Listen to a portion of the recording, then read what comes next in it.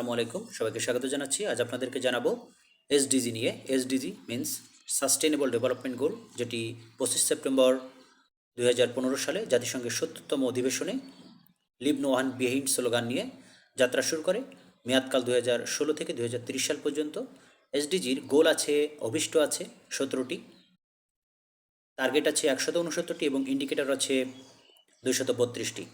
এসডিজির 17টি অভিষ্ট: 1 নম্বর হচ্ছে দারিদ্র্য বিলোপ, 2 ক্ষুধামুক্ত, 3 জন সুস্বাস্থ্য কল্যাণ, এরপরে আছে মানসম্পন্ন শিক্ষা, এরপরে আছে লিঙ্গ সমতা, পরে আছে নিরাপদ পানি পাওয়া নিষ্কাশন, সাশ্রয়ী দূষণমুক্ত জ্বালানি, শোভন কাজ অর্থনৈতিক প্রবৃদ্ধি, শিল্প উদ্ভাবন ও অবকাঠামো, অসমতা হ্রাস, টেকসই নগর ও জনপদ, পরিমিত ভোগ ও টেকসই উপাদান, জলবায়ু কার্যক্রম আছে, জলজ জীবন আছে, স্থলজ জীবন আছে, শান্তি ন্যায় বিচার ও কার্যকর প্রতিষ্ঠান আছে এবং অভিষ্ট অর্জনে অংশীদারিত্ব আছে।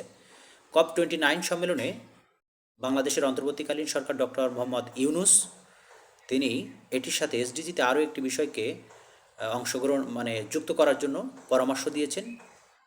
সেটি ডক্টর ইউনুসের 3-0 তত্ত্ব, যেখানে 0 কার্বন, 0 ক্ষুধা এবং 0 বেকারত্বকে উল্লেখ করা হয়েছে। ধন্যবাদ।